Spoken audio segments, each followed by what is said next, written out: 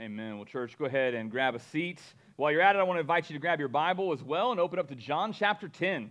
John chapter 10 is where we're going to be picking up in the Gospel of John this morning. If you're using one of our Bibles, you're going to find that text starting on page 896.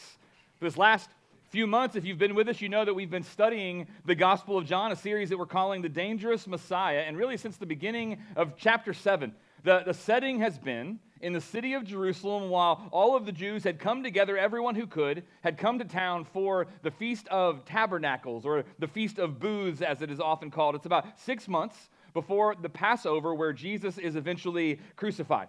Last week we saw in John 9 how Jesus healed a blind man, and of course it was on the Sabbath, right? And instead of rejoicing in his healing, the Pharisees and the religious leaders start to attack this man that Jesus healed. And they even eventually throw him out. They cast him out of the synagogue.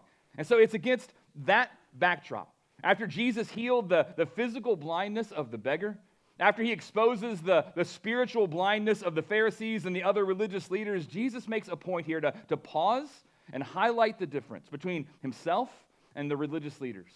To really highlight the difference between how he treats people and how they do. And so to do that, he tells the crowd the story of the shepherd and the thief.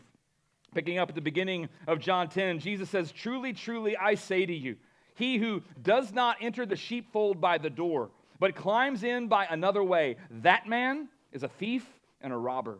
But he who enters by the door is the shepherd of the sheep. To him the gatekeeper opens.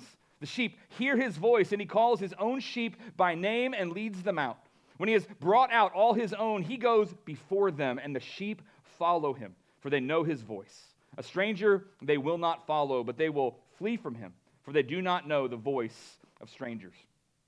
Now, in this story, against the backdrop of John chapter 9, the comparison he's making, it seems pretty straightforward, doesn't it? I mean, Jesus here is obviously the shepherd in this story. He is the one who had every right to be there. He was familiar to the gatekeeper, his voice was recognized by his sheep, and he led them out to pasture because he cared for them, and they belonged to him. Well, the Pharisees, on the other hand, are also clearly represented by the thief and the robber.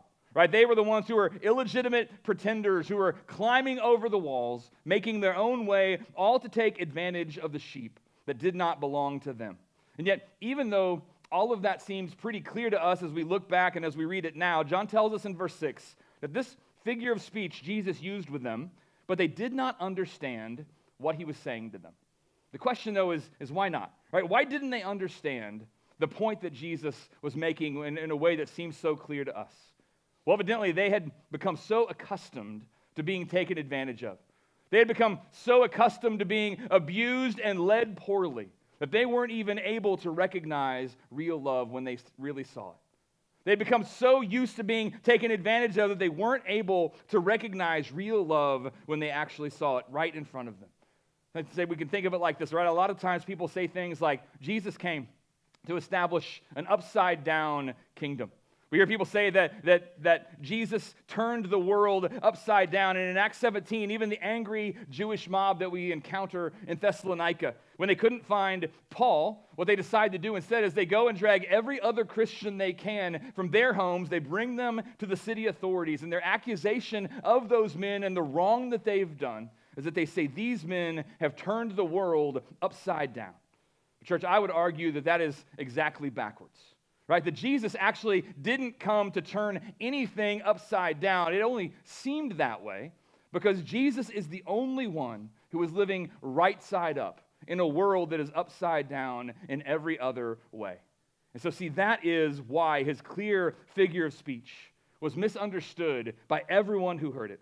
It's because they were doing what all of us do, and they were just assuming that what's normal is what's right. They were assuming that what is normal is what's right. Of course, when we think that way, what always happens? Right? If what's normal is what's right, then the obvious parallel to that is if something is not normal, if something doesn't meet expectations, if something's not what we're used to, then that has to be wrong. Problem, though, with thinking that way, the problem with living that way is that when thieves and robbers become our normal, when that becomes the standard, when that's what we get used to without even realizing it, well, it becomes harder and harder to actually hear the voice of our true shepherd. So that's why we all need to hear this story of the shepherd and the thief. It's why all of us need to learn to listen to the voice of our good shepherd. It's because all of us, if we're honest, are tempted over and over again to get fooled by the thief. From Eve believing that God was holding out on her and keeping back blessings that she deserved, to Israel giving the false gods credit for Yahweh's gifts, to the church in America trying to be cool by replacing the gospel of Jesus Christ with light shows and gimmicks, to each one of us personally choosing immediate comfort over lasting joy in Jesus. Right? We all get fooled by the thief. Not because of what he takes from us, but because of what he offers to us as he steals us from our true master, as he steals our joy in the process. Thankfully, though, what we see in this text is that our good shepherd knows every single one of us.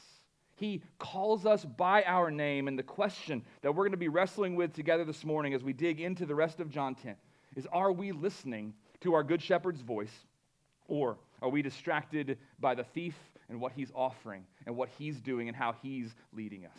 So that's where we're headed. If you would, please pray with me one more time. Then we're going to dig into this text together. Father, thank you that you're a God who speaks.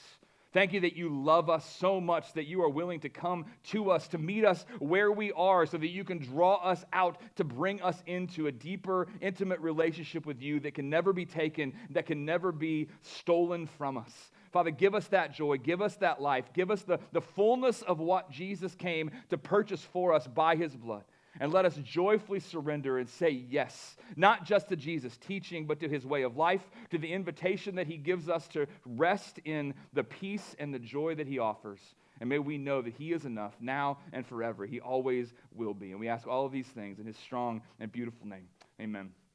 Well, again, we're in John 10. We're going to be reading the whole text now, verses 1 through 21. I invite you to read that along with me. John chapter 10, starting in verse 1. Jesus says, "Truly, truly, I say to you, he who does not enter by the sheepfold by the door, but climbs in by another way, that man is a thief and a robber. But he who enters by the door is the shepherd of the sheep. To him the gatekeeper opens.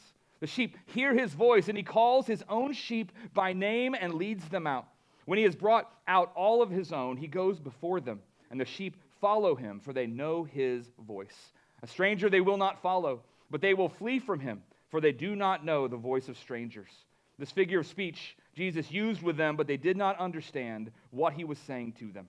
And so Jesus again said to them, "Truly, truly, I say to you, I am the door of the sheep. All who came before me are thieves and robbers, but the sheep did not listen to them. I am the door. If anyone enters by me, he will be saved and will go in and out and find pasture. The thief comes only to steal and kill and destroy. I came that they may have life and have it abundantly. I am the good shepherd. The good shepherd lays down his life for the sheep. He who is a hired hand and not a shepherd, who does not own the sheep, sees the wolf coming, and he leaves the sheep and flees, and the wolf snatches them and scatters them. He flees because he is a hired hand and cares nothing for the sheep. I am the good shepherd. I know my own, and my own know me, just as the Father knows me, and I know the Father, and I lay down my life for the sheep. And I have other sheep that are not of this fold. I must bring them also, and they will listen to my voice. So there will be one flock, one shepherd. For this reason the Father loves me, because I lay down my life that I may take it up again. No one takes it from me, but I lay it down of my own accord. I have authority to lay it down, and I have authority to take it up again. This charge I have received from my Father." There was again a division among the Jews because of these words. Many of them said, "He has a demon and is insane. Why listen to him?" Others said, "These are not the words of one who is oppressed by a demon. Can a demon open the eyes of the blind?" All right, so as we press on in the Gospel of John, it seems like every new conversation just brings a fresh division among the people, right? A division between those who believe what Jesus is saying and those who don't. Division between those who are willing to listen to him and those who aren't.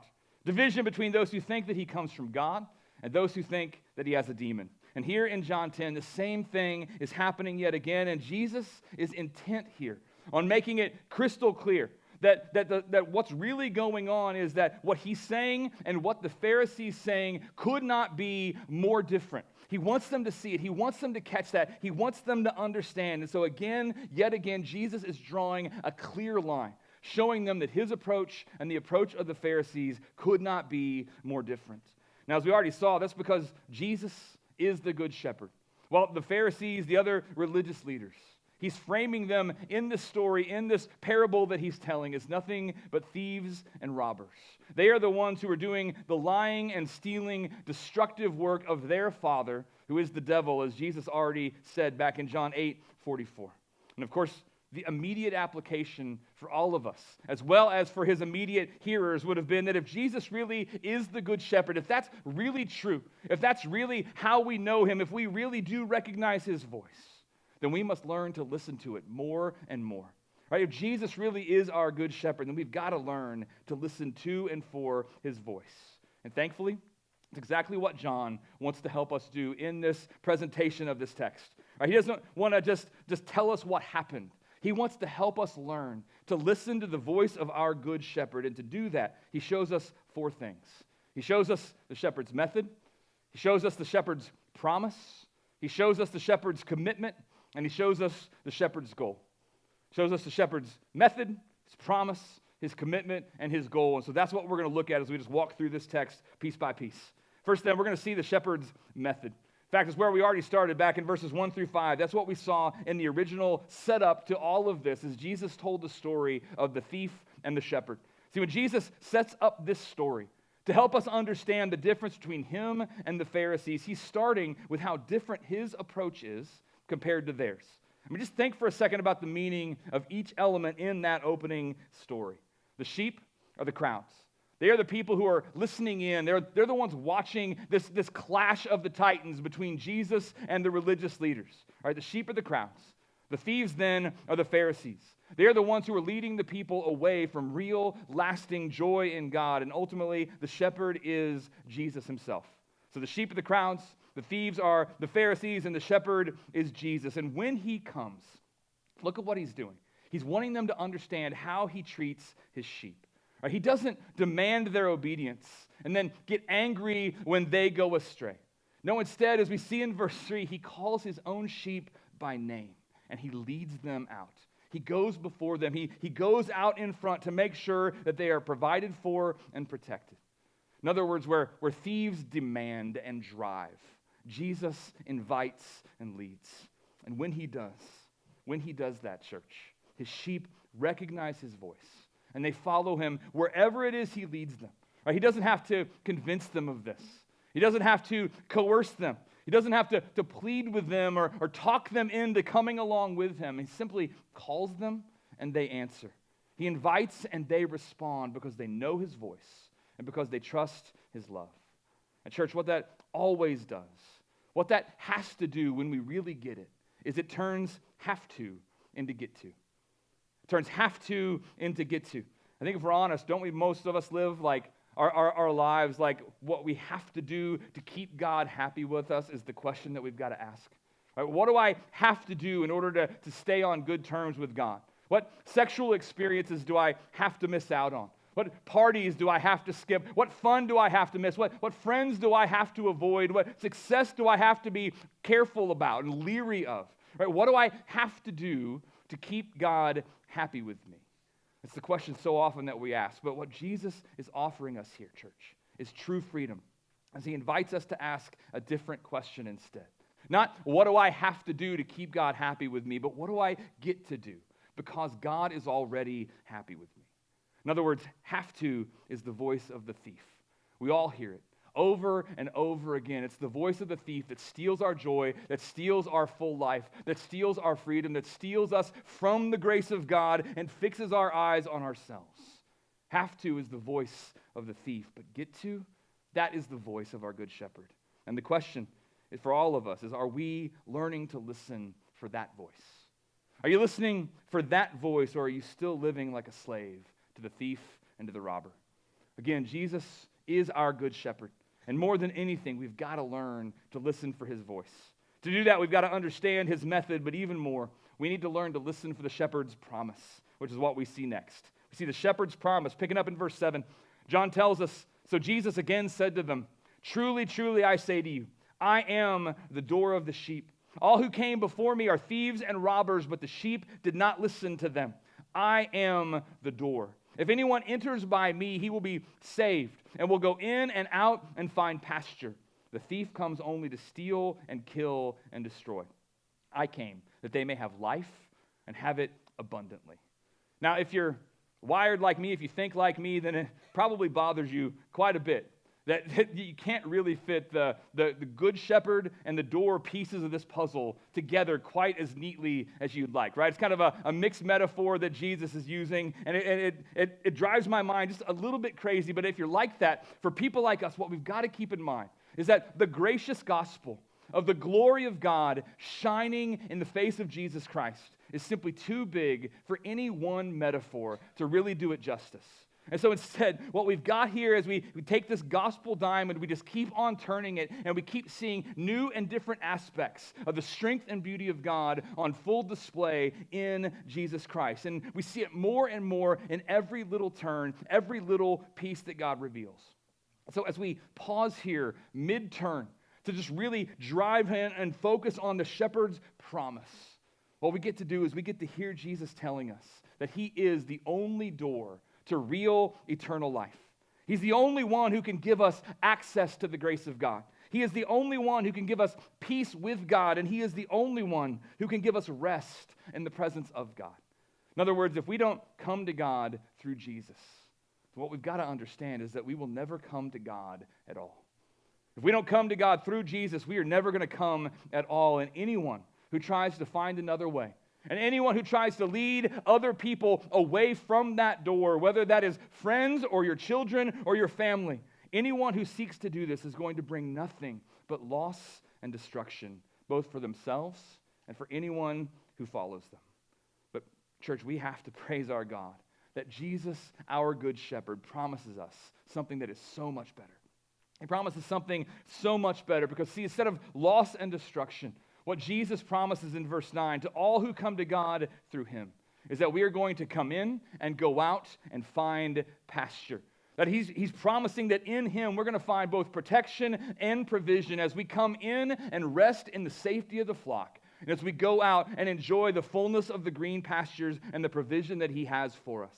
And church, we can't miss this, right? So often I think we buy into the lie that Jesus offers us this kind of base model life, if you think of it in kind of car buying terms, right? We think of the Christian faith as kind of this base model life in place of the luxury death that we had been enjoying up to now, right? It's so easy for us to start believing the lies of the thieves and the robbers, that only joy that we can find in life, the only way we can really experience the thrill of full living is to be found in the margins, right? We get fooled, we get suckered by this over and over again. We start believing that it's only possible if we jump over the wall and steer clear of the door, because that door is only going to steal our joy as we enter.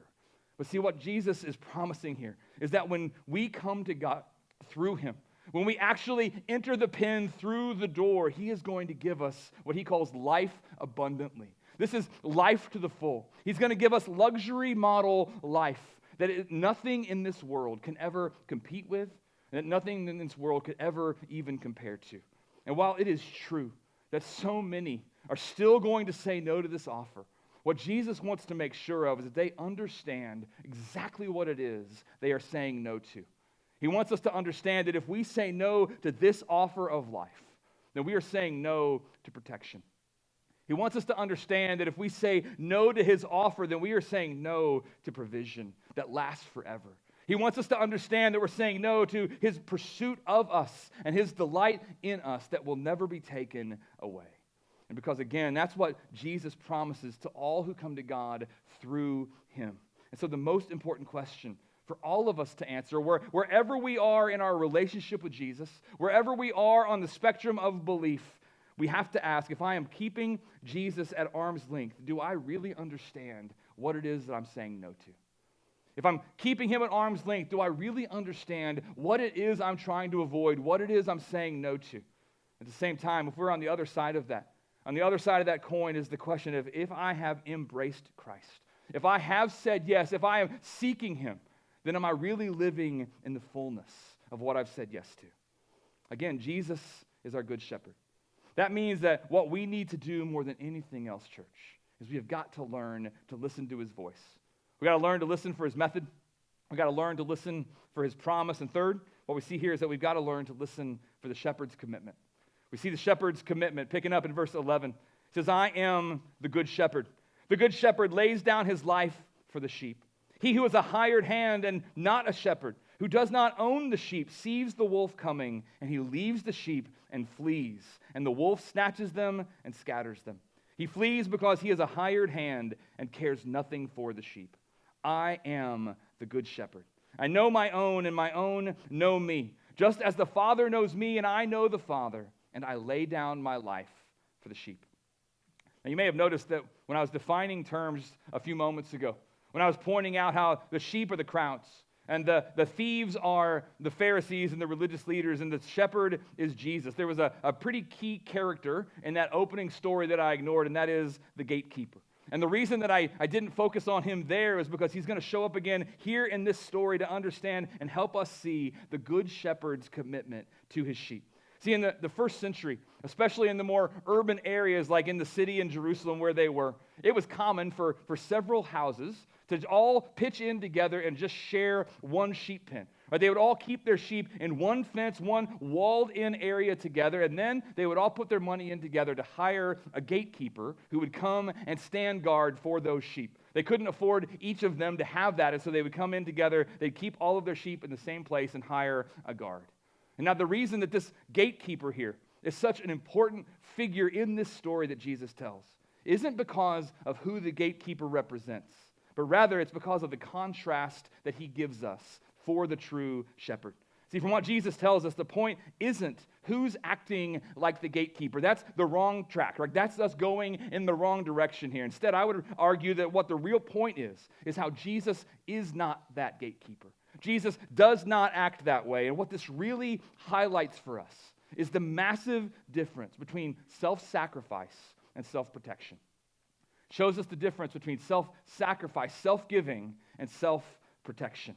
Right? In the face of danger, whether that danger is coming from a bear or a wolf or a violent thief, what he tells us is that the hired hand is guaranteed to run away because this is nothing but a job. They can have the sheep, right? It's not worth losing my life. All I have to do is get away because there will be other jobs. I may never be hired as a gatekeeper again, but I can find something else as long as I stay alive. But when it's the shepherd at the gate, when that's who's standing guard and the same danger comes, and there is guaranteed to be a massive battle, because just like King David in the Old Testament, fighting bears and lions to protect his flock when he was just a shepherd, the good shepherd is going to face and he's going to fight every single threat that comes against his flock. And the reason is that they belong to him. He isn't a hired hand, but they are his, and he is committed to them. And church, in that commitment, as Jesus brings this word picture back into real life, what he's telling us is that as our good shepherd, he is willing to lay down his life for his sheep, because in ways that we can't fully wrap our minds around, his love for us is as deep, it is as strong, it is as absolutely unbreakable as the Father's love for him. In fact, that's why in John chapter 17, one of Jesus' final prayers to the Father is that his sheep would really get this truth, that it would sink deep into our hearts, that we would understand. That's why he prays in John 17, 22 and 23, that they may be one, even as we are one, I in them and you in me, that they may become perfectly one. He's asking God to give the church unity, and the reason is so that the world may know that you sent me and have loved them even as you loved me. Church, that is the depth. That is the power of the commitment of Jesus' love for you. In his sacrificial love, he is showing you that the never-failing, never-ending love of the Father is yours. And he is inviting you to rest in him, trusting that in this great love, you have absolutely nothing to fear, because he does not see you as a burden. He sees you as a blessing. So often we believe that lie, that we are a burden to God. Right? So often we believe that he just endures us and he's got to just work through all of the stuff that we bring to the table, when in reality, he's chosen you He has set his love upon you.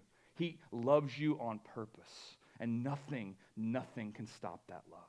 Church, if you know this good shepherd, if you have experienced this love for yourself, then you need to remember yet again that you are not a burden to him. You are a blessing, and he delights in you. And as all of these pieces come together, as we come face to face with the shepherd's method and with the shepherd's promise and with the shepherd's commitment, the big question that still has to be asked is why? Why would Jesus do all these things? But Jesus really is the good shepherd, and we really are the smelly, biting sheep that we know ourselves to be. Then why would he invite us into relationship? Why would he promise to protect us and to provide for us? Why would he even sacrifice his own life for us? Thankfully, he doesn't leave us on our own to try and just figure out the answer, try to put the pieces together for ourselves. Because as Jesus wraps up in verses 16 to 18, we learn without question what is the shepherd's goal. Picking up in verse 16, he says, "And I have other sheep that are not of this fold. I must bring them also, and they will listen to my voice. So there will be one flock, one shepherd. For this reason the Father loves me, because I lay down my life that I may take it up again. No one takes it from me, but I lay it down of my own accord. I have authority to lay it down, and I have authority to take it up again. This charge I have received from my Father." In other words, while the thieves and the robbers, the Pharisees and the religious leaders were busy adding laws and making up rules and closing the door to anyone who wasn't exactly like them, Jesus, the Good Shepherd, who is also the door, he was focused on opening up his arms wide and receiving not just the lost sheep of Israel, but all who would believe his gospel, all who would listen to his voice, no matter who they were, no matter what they had done, no matter what they were coming out of. And church, right here is where all of us have to pause and just do a heart check, right? Because some of us feel like we are so good that we deserve the love of God. And if we're honest, some of us feel like we are so bad that we could never receive that love. But wherever you are on that spectrum, whether you think you're so good that you deserve God's love or so bad that you could never receive it, what our good shepherd wants all of us to understand is that that is not the point. Right? It's not about how good or how bad you are. It is about how good he is and about the power of what he has done for you and accomplished for you at the cross. See, what Jesus is driving home here is that the Father gave him all authority in heaven and on earth. And then God charged him to come to earth with that authority for one purpose. He came so that he could die to save his people like a good shepherd who lays down his life for his sheep. But church, what we've got to understand here is that this was no suicide mission. Yes, it was a sacrificial mission, but it was not a suicide mission because the same authority that Jesus had to lay his life down, he had that authority to take it up again. He knew that. That was always the goal. That was always the intention, and death was never the end. It's why he says in verse 17 that for this reason the Father loves me, because I lay down my life that I may take it up again. I die so that I can rise and so that I can bring my people into resurrection life with me. Church, what this means for us is that for all who come to God through Jesus, the true door, for all who are listening to the voice of our true shepherd, we can know that because of his method, because of his promises and his commitments and his goal, ultimately, death is not the end. It's not the end for us any more than it was the end for him. And what that means right here, right now, and just the nitty-gritty reality of life is that suffering never has the last word. Right? It means that pain never gets the power to define us. That we don't have to see ourselves through the lens of our worst moments. And it means that what is normal for us doesn't have to keep on enslaving us, because we get to share in the resurrection power of Jesus as we follow our good shepherd through suffering and into glory. Church, this is our gospel hope, that our good shepherd invites lost and wandering sheep, people just like you and me. He invites us into full eternal life through his sacrificial love. And the goal of all of it is resurrection power. See, as good and as powerful as all that is, what we've got to be honest about is that this gospel is just as divisive now as it was when Jesus first preached it. Right? What John reminds us of here in verses 19 to 21 is that there was again a division among the Jews because of these words. Many of them said he has a demon and he is insane. Why listen to him? Right? What they're doing here is they're just making excuses so that they don't have to really wrestle with the teaching of Jesus. They're writing him off because they were quite content to get what they were getting from the thieves who were promising to give them every temporary comfort. And all it was going to cost was their eternal souls. Right? What he's telling us is that these are foolish sheep who take that bargain. They are sheep of another fold, and so these sheep don't recognize the voice of Jesus because he isn't their shepherd. But we also told that these were not the only sheep in the pen. And so others said in verse 21, these are not the words of the one who is oppressed by a demon. Can a demon open the eyes of the blind? Of course, the obvious, glaring answer to that is no. Right? Absolutely not. That could not ever happen. And for those who remember who Jesus is, for those who are willing to be honest about what he's done, for those who are starting to put the pieces together, and for those who are listening for his voice, even though we will absolutely stray, even though we are going to fall, even though we are going to screw it up and do everything we could if it was in our power to take ourselves out of the love of God, what we have to understand is that our good shepherd is always coming after us. He is willing to chase us into the darkness so that he can lead us back into his light. And the reason that he does all of this is not because we deserve it. It's not because we are such a worthy prize that he just has to have us. No, he does this because he has committed himself to us for the glory of the Father. And he does it because that is what love always does. And this morning, as the band comes back up, as we prepare to respond to this powerful love together, I just want to leave you guys with one simple question to ask yourself. And that question is just, am I listening to the Good Shepherd's voice? Are you really listening to his voice? As you wrestle with this question, as we begin to respond together, if the answer is no, I'm not really listening to the Good Shepherd's voice, well, then this text leaves you with a very clear invitation to take that first step, and it shows you what it is you're missing out on. If the answer is no, you need to know what you're missing out on and that the invitation is open to you even now. But if the answer is yes, then this is a reminder of the fullness and the freedom of the love of God that you have been invited into. But wherever you fall, however you answer that question, whether you feel like this morning you're doing a good job of listening to the shepherd's voice or not, either way, there's no better reminder of what's really available to you than David's prayer in Psalm 23. And so as we prepare to pray, as we prepare to respond to God's gospel together this morning, I just want to invite you to go ahead, close your eyes. And I just want you to listen for your good shepherd's voice as he reminds you that even now, I am your good shepherd, and so you shall not want. He says to us, I make you lie down in green pastures. I lead you beside still waters. I restore your soul. I lead you in paths of righteousness for my name's sake. Even though you walk through the valley of the shadow of death, you will fear no evil, for I am with you. My rod and my staff, they comfort you. I prepare a table before you in the presence of your enemies. I anoint your head with oil, your cup overflows. Surely goodness and mercy shall follow you all the days of your life, and you shall dwell in the house of the Lord forever.